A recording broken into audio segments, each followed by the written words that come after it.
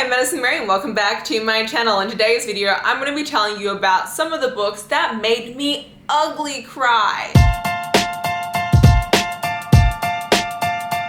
There are quite a few books that I've, teared up and kind of like small sadness has come from them. And then there are books out there that I have full on just balls to the wall, ugly cried to. And then there are some that I've just, had just a solid cry to. So, got a couple for that on this list. I don't have, all the books I've ever teared up for because Lord only knows there's so many that I've just teared up from that I'm not gonna remember them all. So these are the ones that I do remember, which means they made an impact on me. And I'm very excited to go through them. So I'm gonna start with the #1 book that made me cry. It was the first time I ever made a video on my channel where I was this book made me tear up and I sobbed, and I highly recommend it. It is going to be a book that sticks with me until the end of time.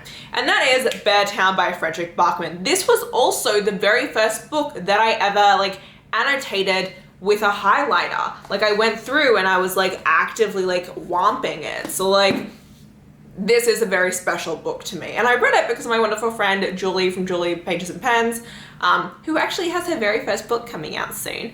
I'm very excited for her. But Beartown by Fredrik Backman made me sob like a child. It is a very difficult book to read. It is extremely lyrical, very beautifully written, one of the prettiest books I've read in the entire world, but it will break you apart because it takes place in this fictional town called Beartown. It is in the middle of nowhere. It is in the snow, surrounded by the wilderness. The nearest town is an hour away. And the town survives off of their hockey teams, especially their high school and middle school hockey teams.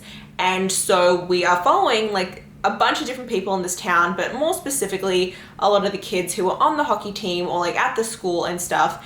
And it's kind of a look at how, sports can be really detrimental, that there are some really unhealthy aspects to sports, and the way that we give athletes certain privileges, and the idea that, when you are in a very affluent town and, there is a star player, if he does assault someone, there's this idea that you should keep quiet about it, because if you say anything, you're going to ruin this boy's career. You're going to ruin this boy's chance at making a name for this entire town, And so what this kind of follows is, the general lives of these people in this town, adults and children and everyone, until this awful night when one of the girls gets assaulted by the head of the star of the hockey team. And it's a really amazing book. It is phenomenal, and there's actually a live action of this. This is my #1 book out of this entire thing, 100%. Then we have Damaged Goods by Talia Hibbert. This is a novella. It's 100 and something pages. It was free when I got it, so it might still be free now. And this book took me by surprise. I was so shocked by how much I fell in love with this book. It is a second chance romance between this woman who is in a very abusive marriage. And so she has just found out that she is pregnant, and she's I cannot stay in this marriage while I'm pregnant, while I'm having this baby. There is a chance that my husband will hurt me so bad that this baby will die. I'm not raising this child around this man. And no one believes her. Her family doesn't believe her. His family doesn't believe her. The only person that believes that he is abusive is her husband's uncle. And so he is you need to go away. Here is where you can go. Please stay there. And she takes him up on his offer and ends up back in this little beach town that she actually visited many summers ago when she was a teenager and had this whirlwind romance. And when she gets there, the guy that she had this romance with still lives there, and it's them striking up this second chance romance between the two of them. Yes, she is married while this is happening, but like I said, a very abusive husband. And there's a lot of talk that goes on about that, and it's also extremely hot. This is the hottest sex I've read that had to do with a pregnant lady. I was so surprised. I was so shocked by how steamy the sex was. It was crazy. But I cried because this poor woman has been through so much, so very heavy read, a lot of triggers in that if there is anything to do with toxic and abusive relationships, but it was amazing. Then we have Stay Gold by Tobley McSmith. I'm so excited. Tobley has a new book coming out this fall called Act Cool, which I'm so excited for. But Stay Gold, oh, this book made me cry. In this book, we're following Pony, and he is a trans male, but he is passing. And so when he moves to this brand new school, he doesn't say that he's a trans male. He just passes as male and just kind of lets life go like that. until he kind of starts striking up this friendship with one of the cheerleaders named Georgia. And they kind of start as friends, and then they kind of start to fall for one another, and Pony, you know, has to explain to her, hey, I am a trans male, and going through all that. And, you know, Georgia herself is kind of like in a bit of a sticky situation because she's going through a lot of changes, and, you know, it's her kind of coming to terms with the fact of like who she is and what she wants out of life, and how she has changed so much to just fit in with people, and is she really happy with how that's going. But like, huge trigger in this book for transphobia. There is a very, very transphobic scene in this book that made me cry my eyes out. It was extremely difficult to read. I was so torn up over it. It was just an awful, awful thing to read, and I, to this day, will never forget it. Now, I know this is going to be a little bit controversial, but you know what? It's fine. Crescent City by Sarah J Maas is a book that made me cry so hard. I teared up, I bawled my eyes out multiple times reading this book. I do have a spoiler vlog on my channel when I read this book in like a 24-hour time period.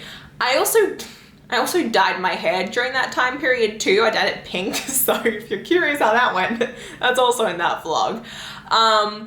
But this book, it really hit me, and it is my favorite, probably one of my favorite Sarah J Maas books, apart from like maybe Era of Fire, which also made me cry, by the way, just because I relate to a lot of the things that Bryce went through in this book. Oh God, I'm already feeling it again.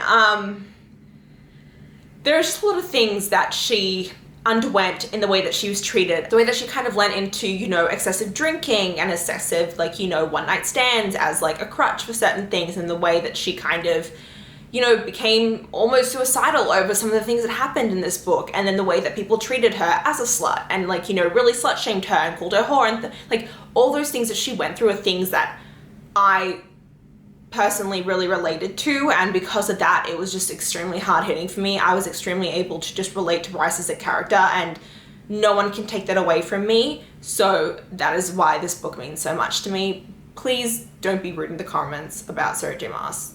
Please don't, because this book has a lot of meaning for me. Okay, that got a little bit deep. Let's move on to something that's still not any less deep, because this is a crying video. The Poet X by Elizabeth Acevedo. I listened to this on audiobook. Highly recommend you also do that, but I also don't recommend you do that, because if you're driving, listening to the audiobook, and you start to tear up, that is a danger on the road. That literally happened. I was driving and my eyes are tearing up and I was crying, and I was like, oh my God, Madison, blink away the tears. Do not crash the car because of this audiobook. It was dangerous. I do not recommend you do that. I recommend the audiobook, but I don't recommend it while driving towards the end. But The Poet X by Elizabeth Acevedo follows Xiomara, and she is, you know, in high school, and she's going through a lot of different changes in her life. She has kind of found, you know, her voice in spoken word poetry and a lot of love in this, but, you know, she's really struggling with the fact that, you know, her parents are extremely religious. They have certain expectations for how she should be as like a proper Latina woman, and kind of all the ways that she should really be going about her life, and very strict rules, and she just kind of wants this freedom. She wants to be who she wants to be, and she doesn't feel like she has that. And, you know, the way that she finds so much comfort in poetry was something I could really relate to, because when I was in high school, I was going through a lot of different things, and poetry was my outlet. To this day, when I'm having trouble with anything, when I'm going through anything difficult, poetry is an outlet that I will use to kind of work through my emotions and my feelings. And so I could really relate to Xiomara in this. And so there's just some things that happen in this book that just get really deep and emotional, and I cried in the car. I didn't full out sob because, like I said, I was driving, and if I did that, that would have been dangerous. But yeah. Then we have a classic, The Seven Husbands of Evelyn Hugo. I also listened to this on audiobook while in my car and cried. Wow, I have a bad track record of that. Oh my God. This book was one of the best books I have ever read to this date, and it's a book that has always stayed with me, and it's such a unique book. It's the only Taylor Jenkins read I've ever read, and I'm very hesitant to try any of her others because I'm not really sure that any of them will kind of like be the same vein of books that I like. Like, reading Seven Husbands of Evelyn Hugo was such a huge leap for me because it's not the kind of genre or like book that I would normally pick up. But I freaking loved it. It follows Evelyn Hugo and she is basically being interviewed by this young woman. And Evelyn Hugo was this renowned Hollywood star, and she had 7 husbands, and the whole question was, who was your real love, Evelyn? Who was the person that you fell in love with the most? Who was your best husband? Everyone's always wondered that. And so Evelyn has this interview, and she is recounting, you know, her entire life, you know, from before she was famous to as she kind of climbed up the social ladder, how she went through everything, the decisions she made. And, you know, it all culminates in the fact that her true love is this woman that she met that she was never able to say that she loved because of the fact of how the world was. And, you know, it does go through the whole AIDS epidemic because she does have friends who were gay at the time. And there's just so much talk in this book, and it is such a phenomenal story. And I know that it's being turned into a live action, which I think is just going to be amazing. I'm so excited for it. And I just think that, like, The 7 Husbands of Evelyn Hugo is a book that a lot of people are like, I don't know if this is going to be the book for me, but I can guarantee you that it definitely will. There is so much hype around this book, and it is one that is 100% deserving of it. I feel like I know so many people who are like, I don't want to read it because of the hype, and then 5 years later they read it and they're like, oh my god, it is just that amazing. Like, it's crazy how this book is something that everyone just seems to love and seem to relate to and seem to cry to. It is just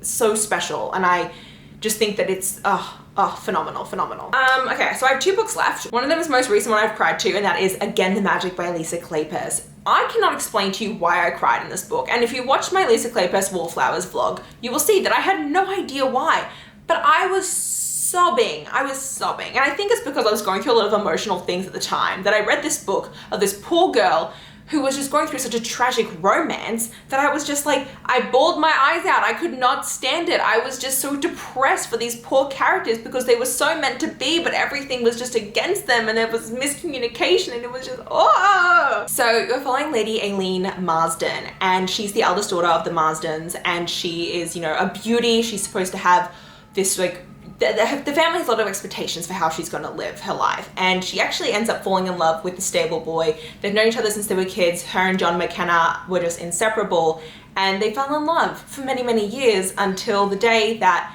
Aileen's father found out about this, and he was like, I cannot let this go on. You are supposed to be a proper lady. You're supposed to be the person who makes everything better for this house. I'm not letting this happen. And he ends up breaking them apart. And as a result, Aileen also tries to, you know, make sure that McKenna does not come back. And so she also purposely breaks his heart to make sure that he never, you know, tries to come back.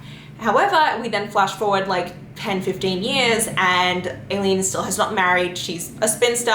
She's, you know, the lady of the house for her brother.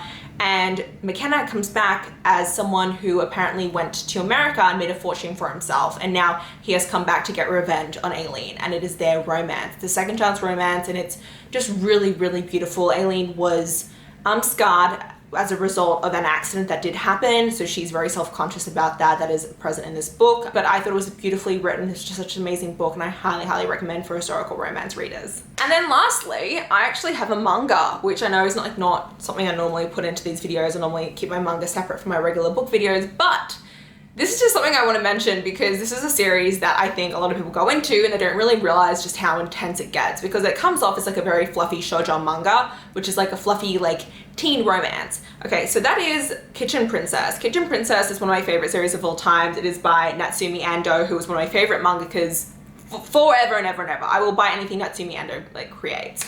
But this book follows Najika, and as a kid, she was an orphan. She was raised in an orphanage, was adopted by this like really wonderful lady who has like all these other like orphaned adopted children. It's like very beautiful, but she has always aspired to go to this academy called Seik Academy because she met this boy as a kid who she was just infatuated with. And so she ends up getting accepted to this academy as one of their culinary students on a scholarship. And when she gets there, she ends up meeting these 2 boys, and she's not sure which one of them is that guy that she met as a kid. And it's kind of the romance between these 3 people and like how that progresses over the course of this story.